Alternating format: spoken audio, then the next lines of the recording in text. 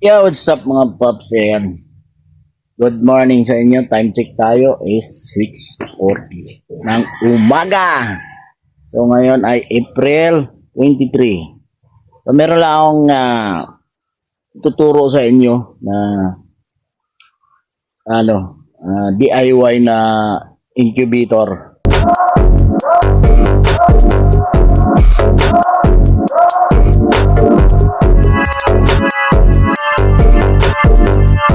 So, ayan mga paps, nandito nga tayo. Ayan, kita yung natin doon, mga chicken natin.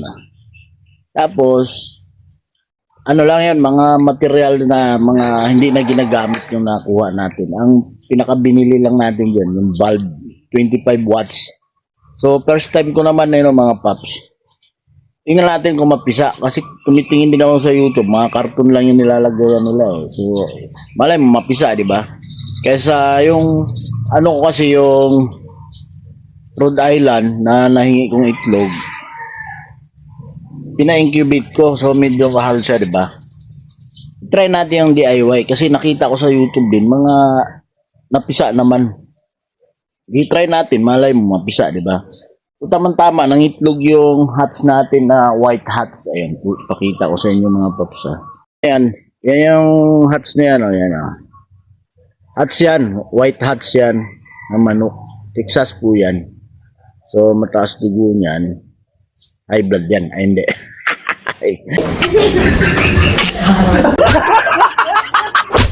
Mataas po ang lahi niya, mataas ang dugo. So, tama-tama lang itlog siya. Yan po yung mga inanong mga manok ko nandyan sa loob na yun.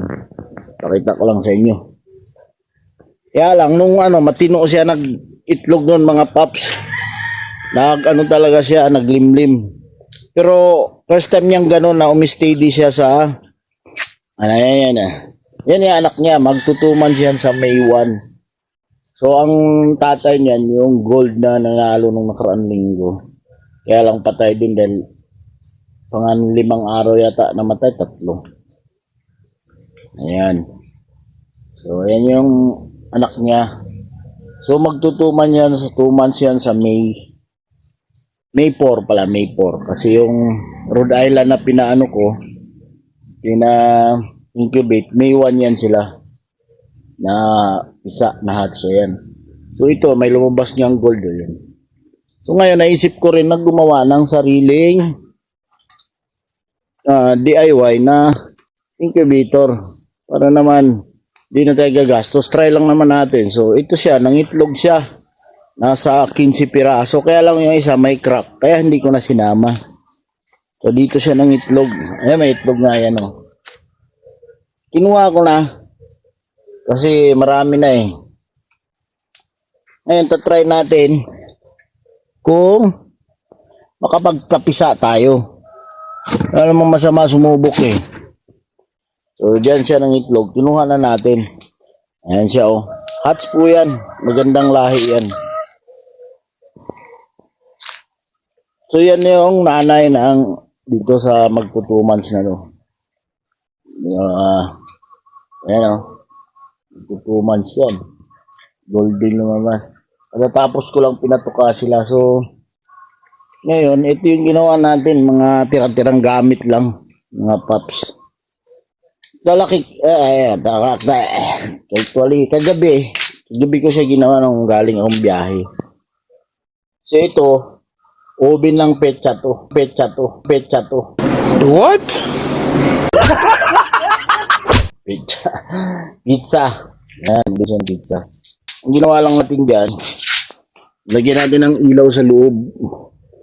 Tapos, may tubig. Ayan. So, binaliktad ko na rin yan kanina kasi twice a day yan babalik na rin.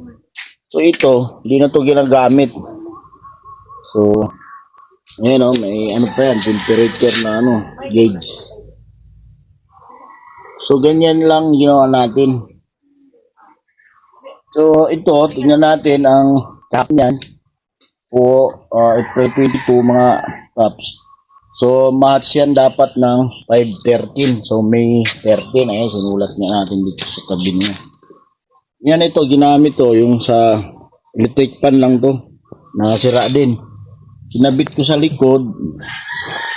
Ayan. So, kasi parang ganun lang din yung sa karton eh. Kaya lang ito mga hanggang ganun lang karami, mga 15. Pero pwede na kasi wala naman tayong maraming ano eh. Try lang naman eh, first time eh. Malay mo makapisa tayo rito, di tuloy-tuloy dito tayo, gano'n. Naman tama kung mangitlog sa ulit. Ayan o, ayan. Pakita ko lang para ano. So yung mga gamit na to, tira lang siya. Kumbaga hindi na ginagamit. Ayan nga yung sa lagay ng pizza nito, tinanggal ko na oh. Ayan, sa loob. 2 layer kasi yan. Hindi naman nagamit. Eh, kinabangan natin. O, diba? So, abangan natin yan. Papakita natin yan sa susunod na vlog. Sa May 13 kung ilan yung mahats niyan. Kasi sisilipin ko pa yan kung mabuo yan na 3 days ba yun o 5 days. Kung magkaugat yung mga itlog. Kasi alisin natin dyan yung hindi nagkaugat. Kumbaga hindi siya fertile, di ba? Hindi rin ako surfer kasi yung nambabara ako nga dyan sa hats na yan, eh, na ilaban nga siya, na, hindi na siya nakasampa nung namatay, di ba? Nasugatan. So, gano'n lang yan. Try natin yan.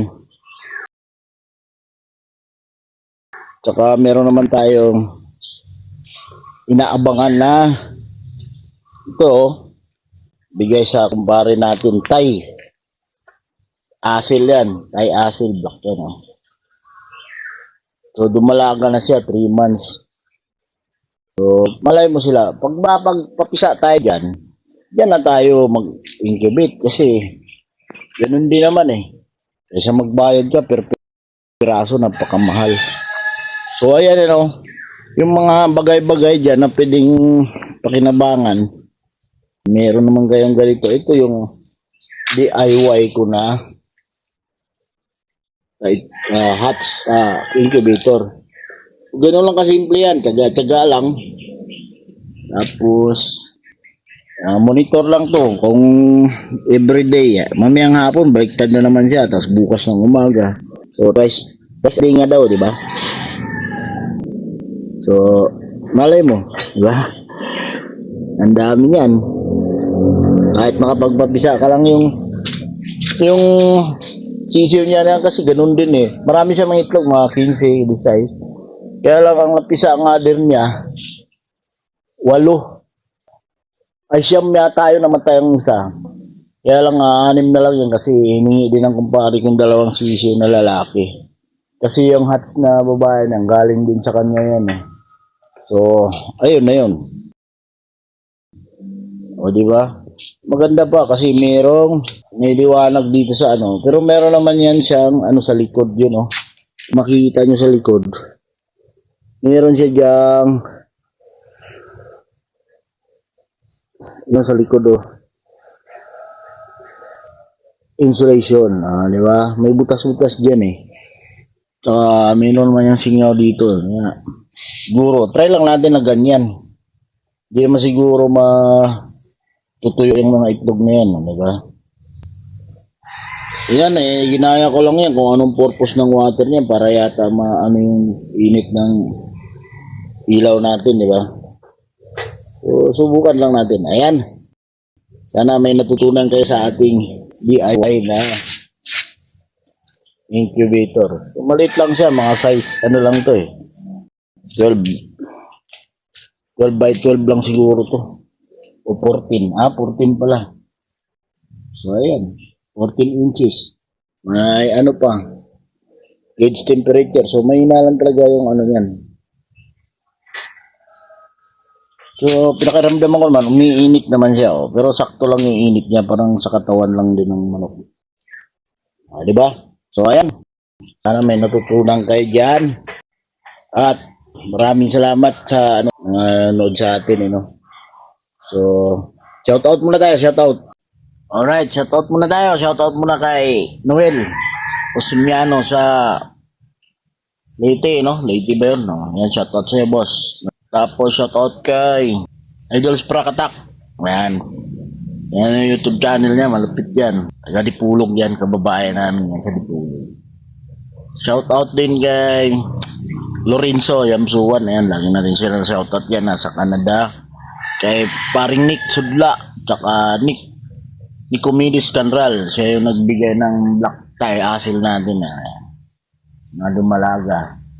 Shout out din kay Bojack Kaperla, Risa Magallanes Pagalan.